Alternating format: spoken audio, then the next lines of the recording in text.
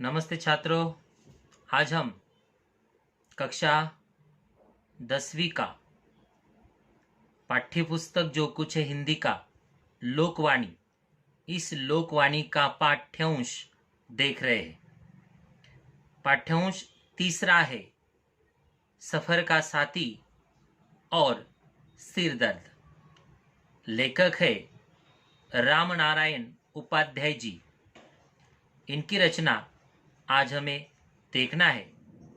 बच्चों लोग, स्क्रीन पर जो जो कुछ लिखा रहेगा उसे आप मेरे साथ दोहराइए। इसका परिणाम ये होगा कि आपकी अच्छे से तैयारी हो जाएगी। देखिए स्क्रीन की ओर। लोकवाणी हिंदी का तीसरा पाठ, सफ़र का साथी और सिरदर्द। लेखक रामनारायण उपाध्याय जी। लेखक का जन्म मध्य प्रदेश के खंडवा में हुआ। वह श्रेष्ठ लघु कथाकार के रूप में प्रसिद्ध रहे। उनकी आज की जो रचना है सफ़र का साथी और सिरदर्द, यह उनकी हास्य व्यंग्य निबंध मालाओं में से एक हास्य व्यंग्य निबंध लिया गया है। सफ़र का साथी और सिरदर्द, इस हास्य व्यंग्य निबंध के माध्यम से लेखक रामनारायण उपाध्याय जी ने रेल यात्रा में मांग कर अखबार पढ़ने वालों, अनावश्यक बातें करने वालों, बिन मांगे सलाह देने वालों पर करारा व्यंग्य किया है। इस प्रकार लेखक रेल की यात्रा करते समय कौन कौन सी मुसीबतें आ सकती है इसका भी वर्णन इस पाठ्यांश में करते हैं। लेखक रेलगाड़ी से यात्रा करते समय अकेले यात्रा करना चाहते हैं। वह किस प्रकार से, देखिए छात्रों, देखिए लेखक रामनारायण उपाध्याय जी इस निबंध के माध्यम से क्या बताना चाहते हैं। मुझे अकेले यात्रा करने में आनंद आता है। इससे चलती रेल में से पैरों के नीचे से निकल जाने वाली नदी में कल्पना में डुबकी लगाने, जो पास लगते हैं उन वृक्षों के निरंतर पीछे छूटते चले जाने, और जो दूर हैं उन भागते वृक्षों का साथ निभाने में बड़ा मज़ा आता है। इस परिच्छेद में लेखक ये बताना चाहते हैं, इस और इंगित करना चाहते हैं कि लेखक को रेल से अकेले में यात्रा करना बहुत पसंद है। यात्रा करते समय खिड़की के बाहर का नज़ारा देखना उन्हें बहुत पसंद आता है। उन्हें नदी में कल्पना की डुबकी लगाने में मज़ा आता है। साथ ही साथ पीछे छूटने वाले वृक्ष और आने वाले वृक्षों का आनंद भी उठाने का उनका मन करता है और वह आनंद भी वो उठाते हैं। लेखक रेल से यात्रा कर रहे हैं। इस यात्रा करने के साथ लेखक को किस प्रकार की अनुभूति आती है, इस अनुभूति को लेखक अपने शब्दों के माध्यम से व्यक्त करते। वह लिखते हैं, यात्रा में अगर कोई साथी मिल जाए तो ऐसा लगता है मानो वह मेरी निगाह चुरा रहा है। निगाह चुराना, नज़र की हरकत पर निगाह रखना। मैं किसकी ओर एकटक निहारता हूँ। निहारना, गौर से देखना। किसे देखकर नाक भौं सिकोड़ता हूँ। नाक भौं सिकोड़ना, अरुचि प्रकट करना। और कौन मेरे एकांत क्षणों का अंतरंग साथी है। इन सब बातों पर कोई निगाह रखे। निगाह रखना, नज़र रखना, यह मुझे कतई पसंद नहीं है। कतई, बिल्कुल। देखिए, लेखक यात्रा करते समय उनके पास में अगर कोई सहयात्री आकर बैठा तो उस सहयात्री अगर लेखक की तरफ देख रहा है तो वह लेखक को पसंद नहीं है।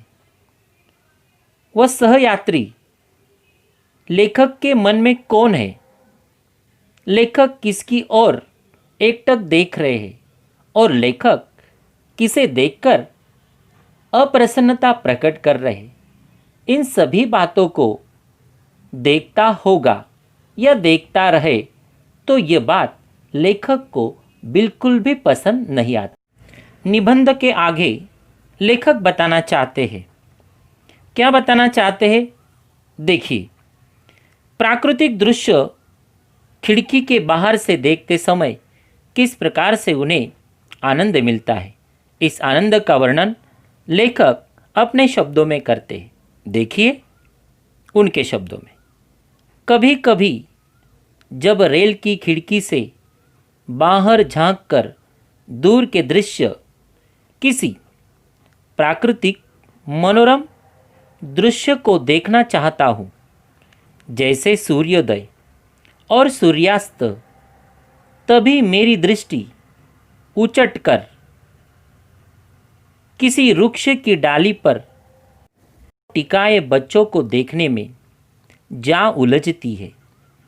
तब कैमरे के हिल जाने की तरह सारा दृश्य गायब हो जाता है और मैं सोचता ही रह जाता हूँ कि आखिर मैं देख क्या रहा था। उचटकर शब्द का अर्थ मन न लगना। बच्चे लोग, लेखक रेल से यात्रा करते समय खिड़की के बाहर झांक कर देख रहे हैं। प्रकृति का नज़ारा, मन को बांध कर रखने वाला दृश्य, सूर्योदय सूर्यास्त को देखने की लेखक की बहुत इच्छा है। उसे देख रहे हैं। देखते हुए अचानक से उनका ध्यान पेड़ पर जो बच्चे बैठे हुए हैं, उनके जो पांव लटक रहे हैं, उन पांव की तरफ चला जाता है और सूर्योदय सूर्यास्त का आनंद वह नहीं ले पाते। रेल से सफ़र करते समय, प्राकृतिक नज़ारा देखते समय, प्राकृतिक नज़ारे में बाधा डालने वाले जो घटक है, प्रसंग है, इन प्रसंगों को, घटनाओं को लेखक अपने शब्दों के माध्यम से व्यक्त करते। कभी कभी मेरी दृष्टि नदी किनारे के सौंदर्य को निहारना चाहती है। इसी बीच जैसे आँख में कंकरी गिर जाए, कंकरी छोटा पत्थर, ऐसे रास्ते में पहाड़ी के आ जाने से सारा दृश्य चौपट हो जाता है। चौपट होना, नष्ट होना, बर्बाद होना। कभी कभी मेरा मन उच्चाकाश, उच्च प्लस आकाश में उड़ने वाले पक्षियों के साथ अनंत के और छोर नापना चाहता है। इसी बीच रेल किसी गुफा में प्रवेश कर जाती है और तब लाचार मन को भी मन मारकर सुरंग की उस पतली लकीर में से निकलने को बाध्य होना पड़ता है, मजबूर होना पड़ता है। बाध्य होना, मजबूर। लेखक रेल के बाहर खिड़की से नदी के किनारे का सौंदर्य सूक्ष्मता से देखना चाहते हैं, पर अचानक से रास्ते में पहाड़ आ जाते हैं। ये पहाड़ मानो उनके आंखों में कंकर गिरने जैसा अनुभव कराते हैं और उनका नदी के किनारे का सौंदर्य देखना छूट जाता है। उसी तरह आसमान में उड़ने वाले पक्षियों को लेखक देखना चाहते हैं, परंतु ऐसे समय पर रेल गुफा में प्रवेश करती है और लेखक की आसमान में उड़ने वाले पक्षियों को देखने की इच्छा अधूरी रह जाती है। छात्रों, अभी इस गद्यांश में आए हुए कुछ कठिन शब्दों के अर्थ मैं बता रहा हूँ, आप भी मेरे साथ साथ दोहराइए।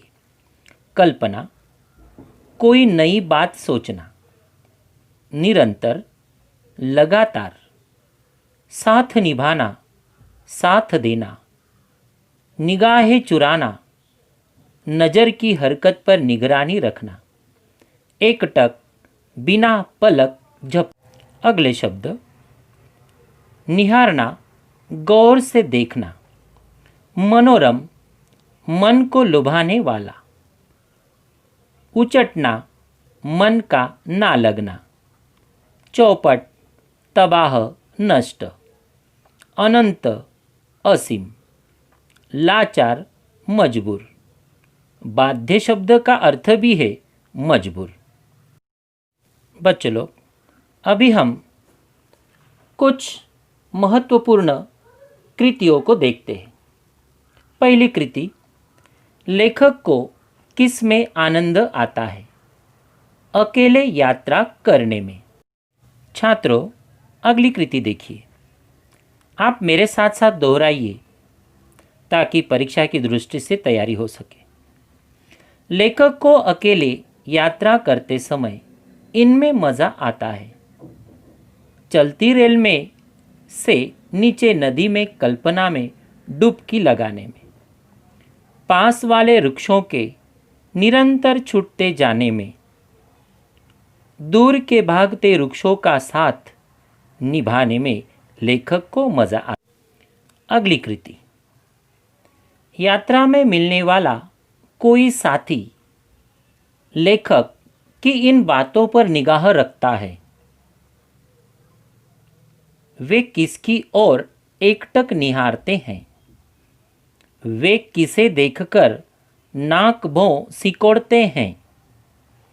कौन उनके एकांत क्षणों का अंतरंग साथी है?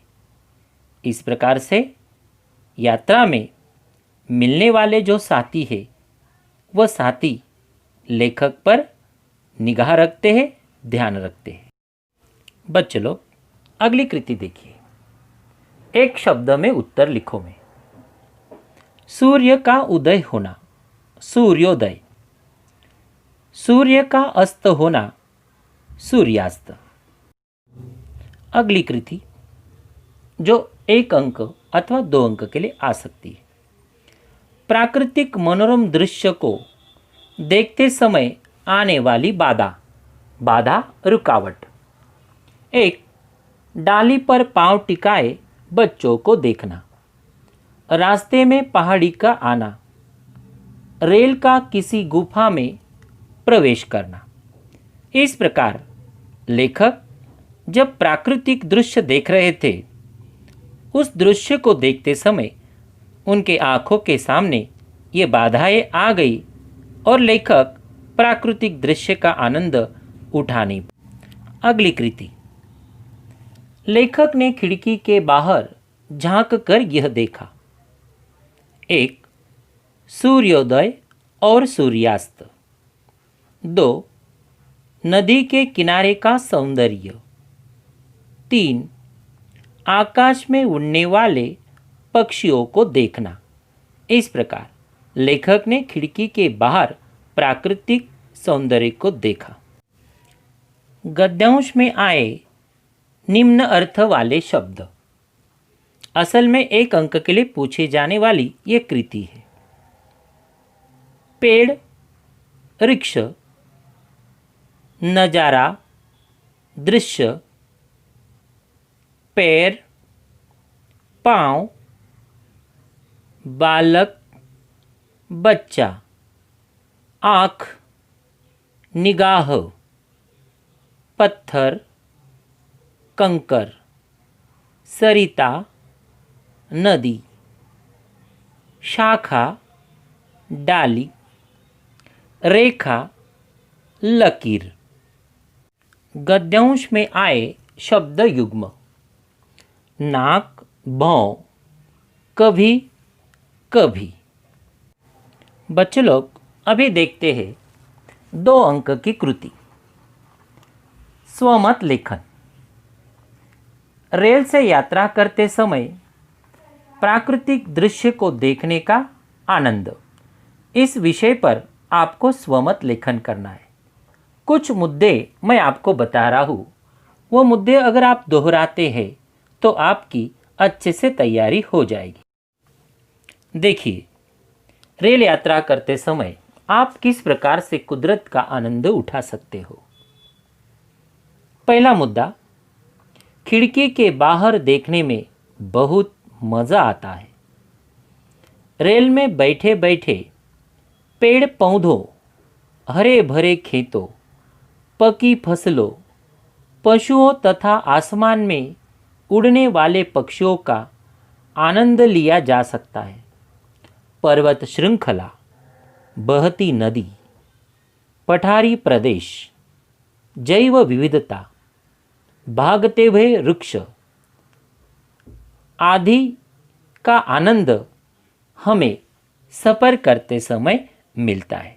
इन सभी मुद्दों की आप अच्छे से तैयारी करोगे तो आपकी ये 2 अंक की कृति की अच्छे से तैयारी हो जाएगी।